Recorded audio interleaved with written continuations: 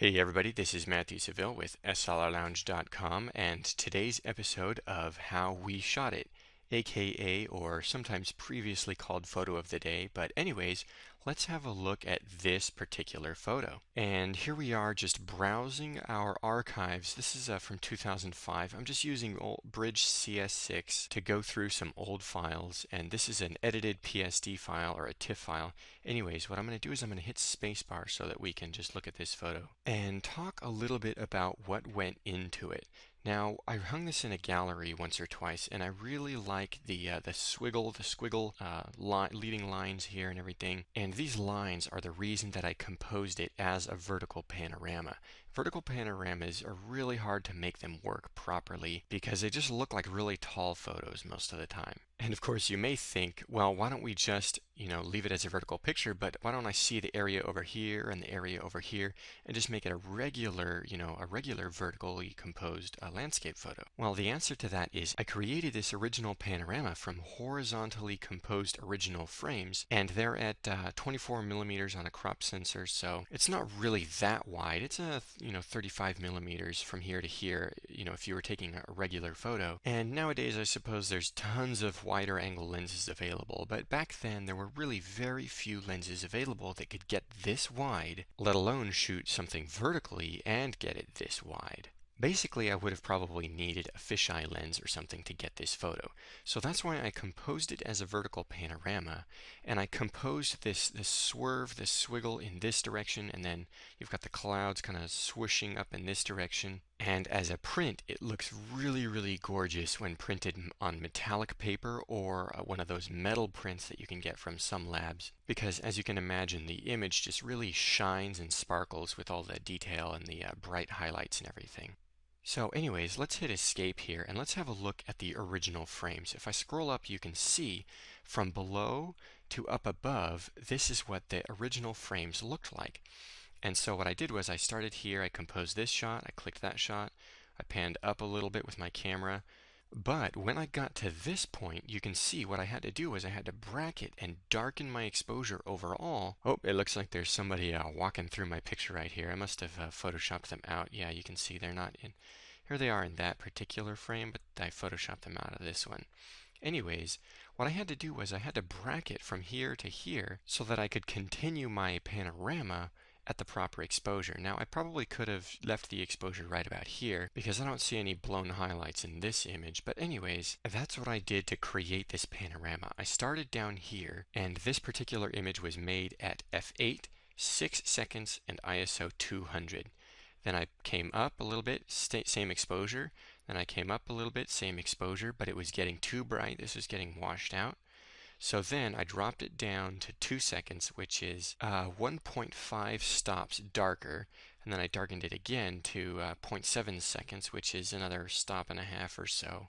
Just to kind of cover the bases and make sure that none of these tones up here were blown out. But of course, if I had composed every single shot in the panorama like this, then this foreground here would have been very, very dark, and brightening the exposure in post-production would have brought out a lot of noise probably. So anyways, that's how I combined these original frames to create this final image.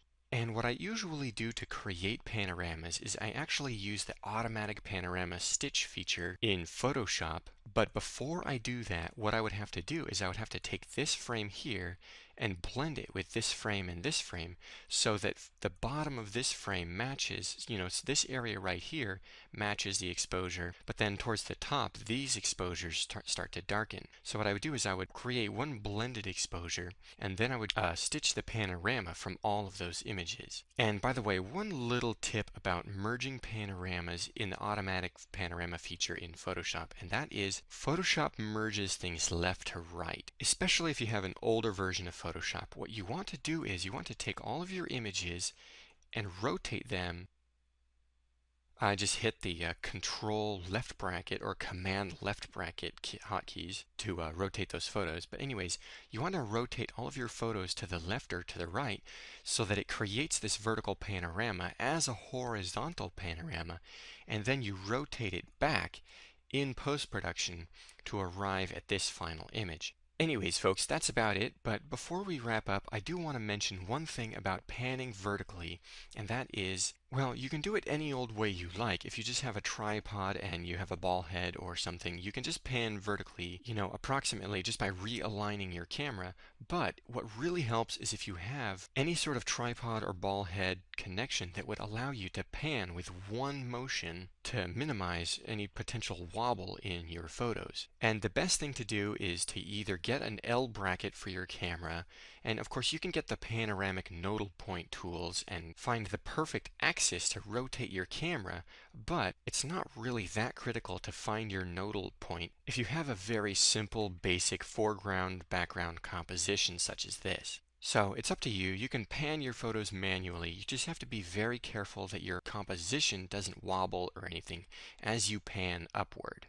All right, last but not least, let's talk about the black and white conversion of this image. Now, the color looks really awesome, but I just really like the black and white version better, especially, like I said, when you print it on metallic paper. So I'm going to double click on this image and open it in Photoshop so that we can have a look at it. And here it is. Now, I did the black and white conversion in 2 different steps. You can see that I've got the foreground and the background converted to black and white separately. Now, why on earth would I want to do that? If I click on this layer here, then you can see here's my black and white conversion. I've got the red channel bumped way up, and I've got the blue channel turned way down. And you can see what that's doing is that's allowing me to make that sky really dark and moody. But if I were applying this particular black and white conversion to the foreground as well, here's what it would look like. I'm going to shift click on this mask and you can see, look at how flat this foreground would have been if I had applied the same black and white conversion to the foreground. So that's why I created this foreground conversion right here that you can see has different processing applied. And all I did was I created a simple layer mask for each of these channel mixers so that this layer applied only to the foreground and this layer applied only to the sky in the background. Anyways, that's just another nifty little trick for panoramic compositions where you might need to do something different across the range of the panorama. And especially if you're panning vertically through a situation that has dramatically different colors and tones in the foreground versus the background. So, alrighty folks, that's about it. Thank you so much for tuning in to today's episode of How We Shot It, and we'll see you next time. Take care.